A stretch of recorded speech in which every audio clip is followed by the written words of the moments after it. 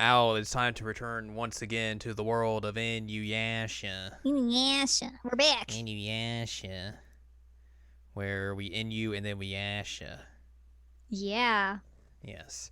Also, I like how last week we were discussing the season finale of Love Live Superstar. Mm-hmm.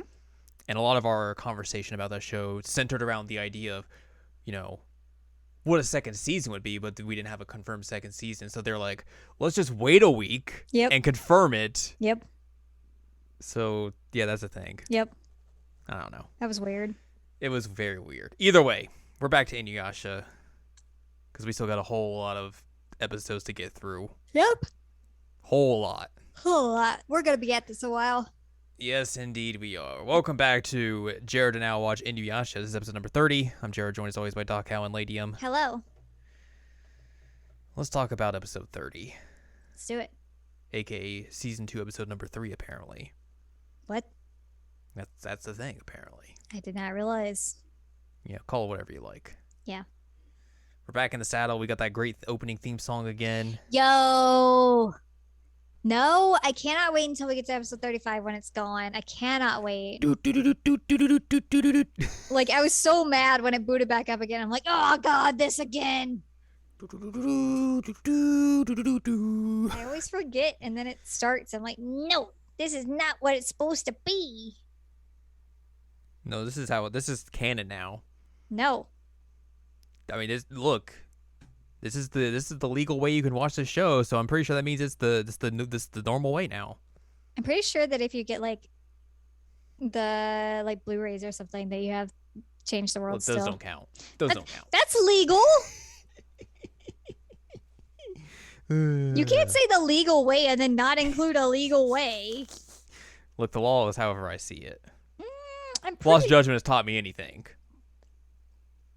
I think that you are stretching that lesson a bit far. Anyways, let's talk about episode number 30. This is a Tetsusaiga is stolen Showdown in Naraku's castle. Mm-hmm. All these things happen. Nobody knows how to spell Tetsusaiga, apparently. No one knows how. Never let fans be able to spell anything because they don't understand how to spell. Nope. Also, this episode could just be retitled Sango's an Idiot. Yeah, that's true as well. Could definitely be that.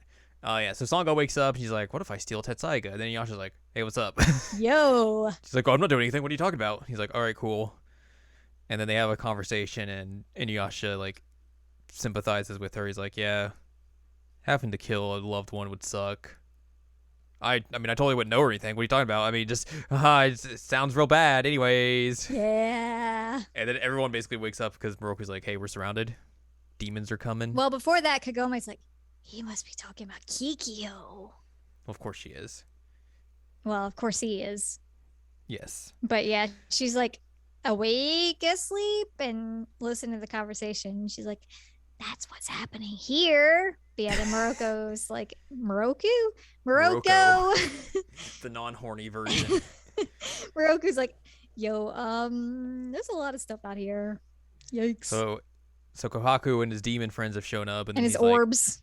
He's like, I'm real sad. I killed a lot of people. I should probably die. I'm going to stab myself and get this jewel out.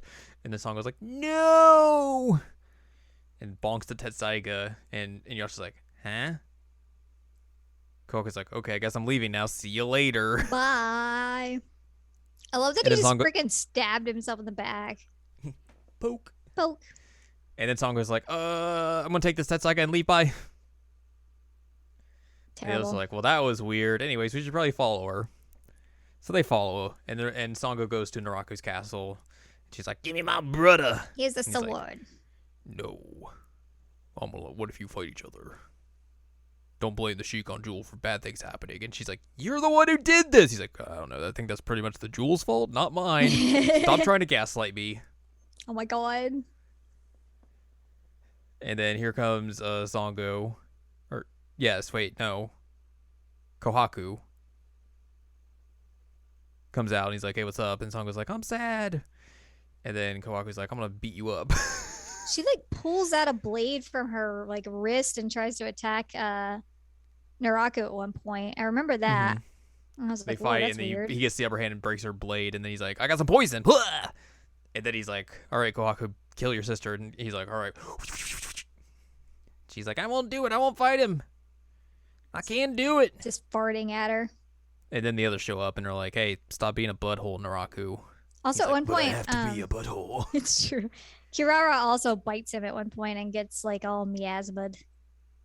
He's like, you know what can stand to my poison gas. So he poison gases like everyone when they show up, like puts them in like a cloud of poison gas. He's like, all right, I'm gonna kill you all now. Sucks to suck because she won't kill her brother. And then Kagome's like, I've had enough of this. And starts shooting arrows at him and like takes out like his arm and he's like, huh? Huh? What is that? What? How? Wait a minute. This is like Kikyo's attack. And then she shoots him again and like he's like, it's like stabbing him, but like it just stops. He's like, huh, this really is her attack. Anyways, I'm going to fling this away and get blown up and then leave. Whee, the castle's gonna go away. Also, Sango is in a very bad way. Like, she's been stabbed a lot by her brother. And just she's a bloody mess. Bleeding out. Mm-hmm. Yay. So they all regroup after the castle blows away, and Sango's like, I gotta leave. I might steal the Tetsusaiga again. And they're all like, nah, dog, you get to stay with us.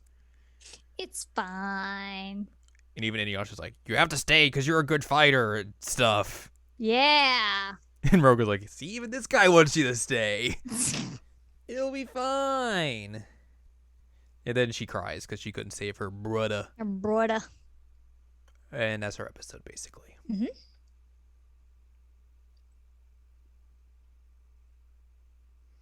Oh, wow. This first note is a spoiler.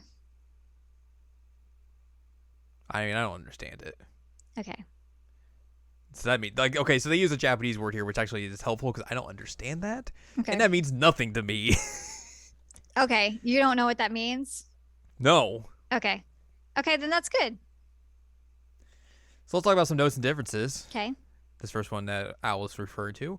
When Naraku grabbed the Tetsusaiga, he wasn't affected by the anti-yokai barrier. This could be directly inferred that he was merely a Hanyo, which I don't know what that means.